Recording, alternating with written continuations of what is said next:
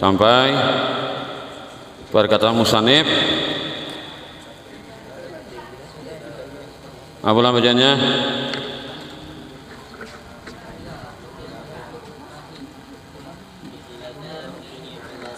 Bi khilafi turuqihi ala sabilit tafsil, berbeda dengan jalan-jalannya atas cara terperinci. Nah, jadi ngaran usul fikih itu adalah jalan-jalan yang secara umum, secara global. Nah, beda kalau rinci. Nah, bila rinci itu lain usul fikih ya nah. Nahu aqimus shalah. Arti rinci ini anulah jelas. Nah, jelas arti rinci itu. Nahu contohnya aqimus shalata. Dirikanlah salat. Jelas kadang-kadang bahasanya perintah Allah Ta'ala itu secara umum adalah wajib. Bila larangan Allah itu secara umum adalah haram. Nah, itu jelas ngarannya. Itu rinci. Tafsir itu rinci ngarannya. Nabi berucap malam yutir falaisa minna. Siapa tidak mengerjakan witir maka tidak tergolong golongan, tidak masuk golongan kami ya Nabi. Nah, gini Nabi kada belak-belakan menyuruh kerjakanlah witir. Lalu ada madahkan wajib, ada madahkan sun. Nah, karena Nabi kada rinci menyebutkannya. Nah, itu tak.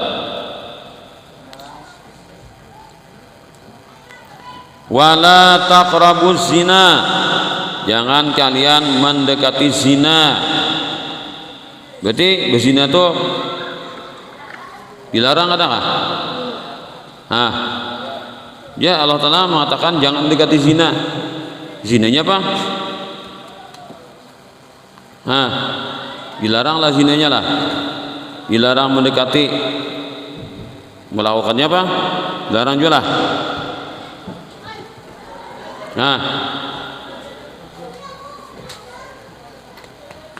Dilarang berzina. Allah Ta'ala dilarang mendekati zina aja Tuhan lah. Berarti melakukannya apa? Lebih dilarang lah lagi. Kayak itu pemahamannya. Jangan Tuhan dia menangati mendekati aja ya. Itu terlalu pintar loh nih. Tabelik kabuah. Nah, memaham nak itu. Tano nih orang tuh ngiyel katanya lah. Dalil-dalil itu dihuhulutnya.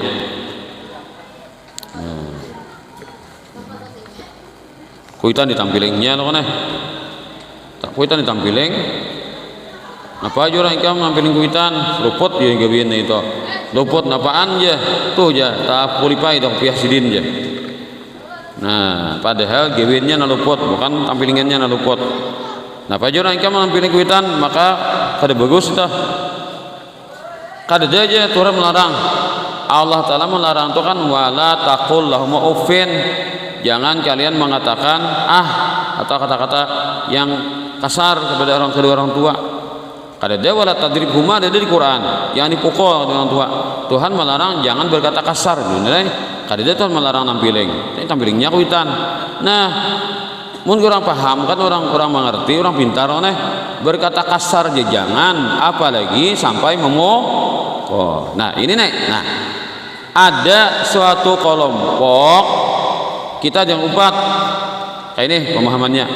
Bila orang sengaja meninggalkan sholat fardu maka jangan lagi dibayari hutangnya, kadang dibayari lagi berurusan dengan Tuhan kan hari kiamat. Bila sengaja meninggalkan sholat fardu nangar rajen dari sembahyang sampai habis waktunya inya memadahkan kada usah dibayari sembahyangnya. Kenapa? Karena sengaja bang ditinggalkan. Nah, tapi bila misalkan taguring sampai kalau buat waktunya bangun bayari sembahyangnya, atau keasikan misalkan lupa ingat geus sembahyangnya. Ada hadisnya kayak itu. Tapi kadada hadisnya ujarnya lah, kadada hadisnya menyuruh bila ikam sengaja meninggalkan salat maka bayari salatmu. Kadada hadisnya nya. Hadisnya adanya bila kada ingat atau taguring. Bilanya habis waktu bayar sembahyangnya. Itu lupa hukumnya. Kalau sengaja aja jangan dibayari. Bujur ke salah kah? Nah, bujur ke salah kah ini? Iya, ini kada paham loh nih. Pikirakan, orang nang taguring aja nang kada ingat ya disuruh membayar sembahyang. Apalagi nang nyata nang harus dicongkong, nang harus ajan tinggalkan sembahyangnya. Baginya wajib lagi ya lah. Soalnya apa? Kalau usah dibayari aja, tiwas aja. Tahu aja pada orang nang ajan jangan dia menggis sembahyang, maka hutangnya atau dibayari. Ini menyakitkan lawan umat. Yalah, orang satu waktu tidak sholat itu ajibnya berapa? 500 tahun di dalam kubur. Nah, satu waktu tinggal sembahyang. Nang kada sengaja atau kayak itu kada akan bayari. Apalagi sengaja begini kayak itu memaham gara-gara apa? Kada ada hadisnya aja, kada ada Qur'annya nang jelas. Padahal kalau sampai nang lupa aja dibayari, apalagi nang sengaja. Jujur kadang tadi berkata kasar aja jangan nang kuitan, apalagi menampileng yalah. Nah, mendekati zina jadi larang Tuhan, apalagi melakukannya. Berarti bila sembahyang itu kada ingat, nah apa sembahyang itu sengaja meninggalkan, wajib dibayar. Pahamlah? Nang taguring nang kada ingat ya wajib bayar, apalagi nang sengaja. Inya kada bila sengaja aja kalau dibayari, bah apalagi banyak nang sunat ya. Kawa kan bayari. Nang sunat tu tahulah 70 kali nang sunatnya sama 1 kali fardu. Nang fardu sakali aja tinggal bagi nang sunat 70 kawa gawe. Nah, di mana akal, mana utak, mana itu. Nah, ada kelompok nak itu memberi paham kepada pengikutnya. Ini ngarannya menyusahkan bagi pengikutnya, kasihan. Nah, amunnya disiplin ya bagus saya. Amun kada disiplin kasihan kira kah? Tahu hutang atau bayar sengaja apa aja. Di akhirat karena sakitnya tahu lah di dunia mungkin tidak apa kalau ada merasa. Di akhirat karena tahu hutang satu waktu gen-genal nang hukumannya apa yang nang banyak benar tertinggal. Meninggalkan dengan sengaja nih kada dibayar. Nah, kita mazhab Syafi'i, kita belajar di pesantren, sembahyang itu kada ingat kah? Bagi ini taguring kah? Sengaja kami meninggalkan sembahyang, tetap wajib dibayar, diqadha sembahyangnya. Misalkan ikam balik umur 15 tahun. Waktu itu ikam kada karuan urus sembahyang. Bilang kambingan sembahyang kada. Pas sampai umur 20 tahun misalkan hanya nang rajin sembahyang, berarti ikam dalam kambingan berapa? 5 tahun bayari sayangnya tuh ikam bisa mengira lunas berapa tahun ikam membayar sembahyang. Nah, bila imbah bajuhur gawe mangkada juhur, imbah asar dakawa, bila asar subuh sebelum magawe fardu bayari loh. Bila hendak sehari 5 kali bayar. Kenapa? Kada boleh sembahyang kalau sudah mengerjakan salat subuh kecuali sampai imbah timbul matahari. Atau pulang kada boleh sembahyang imbah maghrib asar kada boleh salat kecuali kalau sudah tinggalan matahari. Kecuali hal-hal yang terkecuali atau dipikir. Pokoknya kada boleh mangqadha tu bertujuan berduhulu aku jeung ulah amalan ya. Bila imbah asar aku mangqadha asar 4 rakaat, bila imbah subuh aku mangqadha subuh 2 rakaat. Jadi amalan kada boleh. Amun sewaktu waktunya ikam hari-hari manduha pas hari ini kadikit manduha. Nah pai tang hari kadikit juga mau gimana kadikit juga belum berduha imbah asar ingat ya aku hari ini duha 2 rakaat tadi kadikit gawi karena ikam amalan boleh ikam menggawi duha imbah asar mengqadha tapi ikam kadada berencana ingat saja tiba-tiba lalu ikam kerjakan boleh. Tapi kalau mau qadha sembahyang diulah amalan imbah subuh imbah asar itu haram hukumnya. Paham dah? Nah, beda adakah? Beda. Nah, kayak itu. Ya betul deh. Sembahyang ingat kada ingat, sengaja kada ingat sengaja, sembahyang 5 waktu bila tertinggal wajib dibayar. Nah, itu kesimpulannya.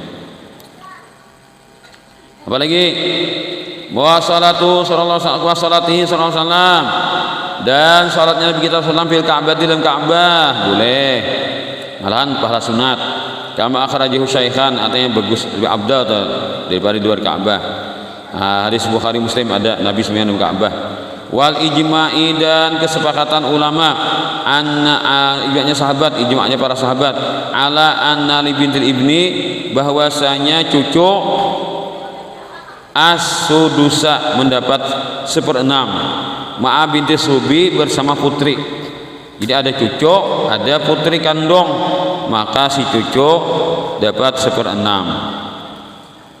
Sedangkan si putri kandung bang dapat 1/2. Haitsu la mu'assiba lahuma, ketika tidak ada yang mengasabahi keduanya. Ada asabah, ada asabah, ada asabah tolong kisahnya, karena kita di beberapa ayat karena belajar.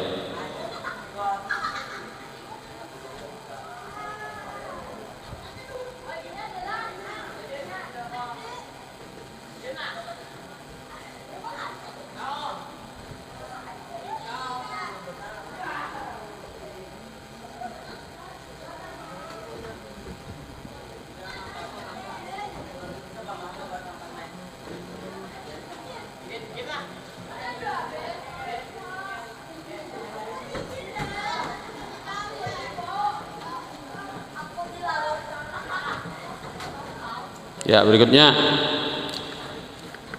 apa lagi?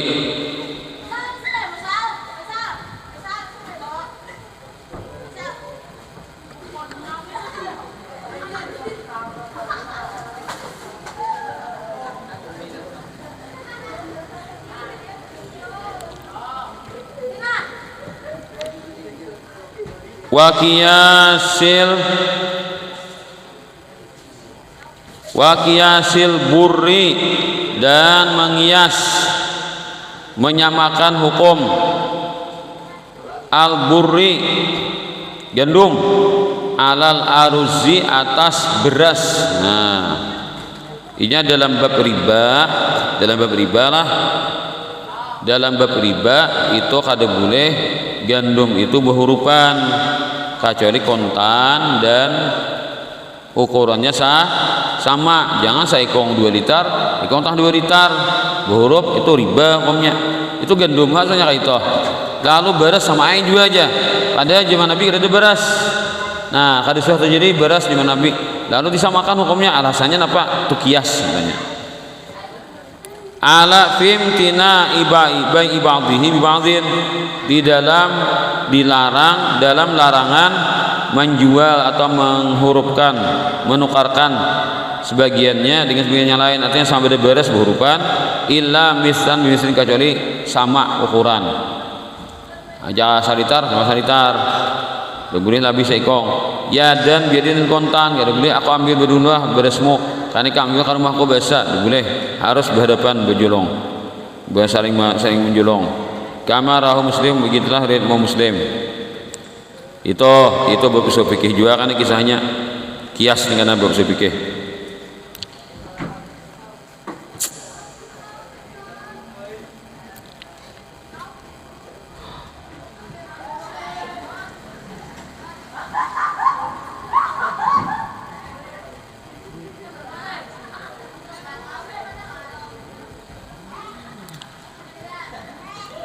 Wastishabi taharati, dan menyertakan suci, liman syakka fi baqaiha, bagi orang yang ragu pada masih sucinya. Ya, bagi kisahnya nih, ikam misalkan hendak menduha, istirahatnya menduha ikam, hendak wudu, lalu jarum wudu kah ada aku nih, batal kah wudu kada kah? Nah, ingatakan pa ikam mana sakulah tadi, hendak sakulah tadi ikam wudu kada kah? Soalnya wudu lah, wudu. Nah, imbah ikam wudu adalah ikam batal. Terantut kah, terjepi acil kah, misalkan di warung, asal ada depang aja. Nah, maka ikam ingatakan waktu yang paling parak itu pagi tadi ikam wudu. Nah, maka hukumnya wudumu kada batal, maka ikam kada perlu wudu lagi, langsung aja manduha kamu salah. Ya bang, Buruan. Nah, ketigaan terciduk ada buruan. Jan, turun Jan. Duduk. Kitabnya ada dah nah. Yuk, duduk. Tuh, bangunan. Ya, duduk. Sekali kan pada tuan yang duduk suruh. Ini dua kali dah nah. Jan, turun Jan. Yuk, duduk masih segar. Yuk, turun. Dah, duduk Jan. Ini. Selama kan tiga nah. Ya, udah. Duduk. Nah, buruk terus. Ya, udah. Dah. Ya, duduk. Apa disuruh ini lambat? Jan, wudu Jan.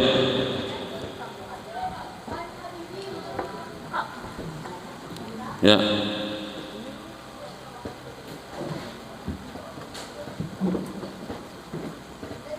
Ya, Kam, duduk.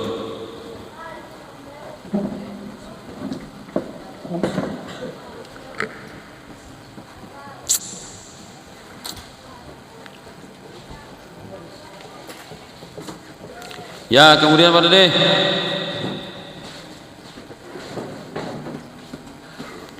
Jadi apa tadi? Ikam berwudu tadi kan hendak sekolah.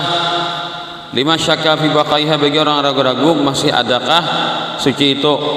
Lalu menyatakan adakah imbah wudu itu batal? Ada. Nah, berarti ambil hukum asalnya wudu. Mohon ikam misalkan ini istirahat nih hendak yang duha. Lalu ikam menyatakan aku tadi ya Pak waktu parak tadi hendak sekolah wudu lah di wudu aku. Nah, di wudu tadi subuh di pang wudu, mesin subuh ya aku mesin wudu ada Pak Kamih tadi. Bapak kami di wudu. Nah, berarti kan asalnya ada wudu. Dimo wudu sok aku dia dimo, mana nang sakunya di mana? Ada.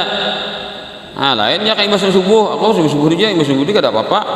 Kada apa? Kada sari debatal, namun ikam kada debatal lo, kawa. Mesin subuh tuh ikam kada diingat kan pada batal. Mesin buat batal kami, nah berarti Pak Kamihnya tuh ikam menyatakan ibadah kami itu wudu lah. Ada lagi. Nah, berarti kam kada wudu, berhadas wene. Nah, itu. Jadi cari waktu yang terdekat. Nah, itu. Bangun guring, aku nya wudu kadakah? Ya tak, kada wudu, nang bangun guring. Guring tuh betul wudu sudah. Yang mengatakan aku nak guring ini wudu aja, mau. Betul dah kan? Guring itu betul dah. Nah, tak. Jadi cari nang paling parah waktunya. Waktu yang terdekat tuh wudu kah atau betul wudu kah? Nah, maka itu nang diambil. Itu hanya istishab. Nah, menyertakan hukum asal. Nah, itu. Falaisat min usulil fikhi. Nah, maka yang disebutkan di atas tadi mulai dirikan salat, jangan dikasih zina dan seterusnya, itu bukan bab usul fikih. Kenapa? Karena dalilnya sudah terperinci. Bila dalilnya terperinci, berarti kita kada perlu berpikir. Nah, sedangkan usul fikih itu harus menggunakan pikiran. Dipikir loh, kayak Nabi mengatakannya, Nabi siapa kada berwitir maka bukan golongan kami. Wajibkah sunatkah? Berpikir lo mujtahid, hanya memutuskan. Nah, itu amunnya jelas saja ya Tuhan, kerjakan salat. Bila Allah menyuruh toh, maka kita andak dulu perintah Allah tuh hukumnya wajib. Kalau usah dibahas lagi, jelas sudah Tuhan menyuruh wajib sudah, maka itu kada perlu berijtihad lagi. Nah, maka itu babnya bukan usul fikih. Nah, seperti inilah disebutkan ini bukan usul fikih, tapi bab fikih atau bab ilmu syariat saja. Jadi usul fikih itu ilmunya khusus pada masalah-masalah dalil-dalil yang umum dan pakai ijtihad. Ijtihad itu artinya usaha keras dari ahlinya. Nah, usul fikih itu. Wa in dzukira ba'duha fi kutubihi tamsilan. Sekalipun disebutkan sebagiannya pada kitab-kitab usul fikih secara permisalan. Walaupun ada misal-misalnya dalam bab usul fikih. Itu disebut kurang, maka jangan dipaham itu adalah usul fikih. Wa kaifiyatil istidlali biha, dan cara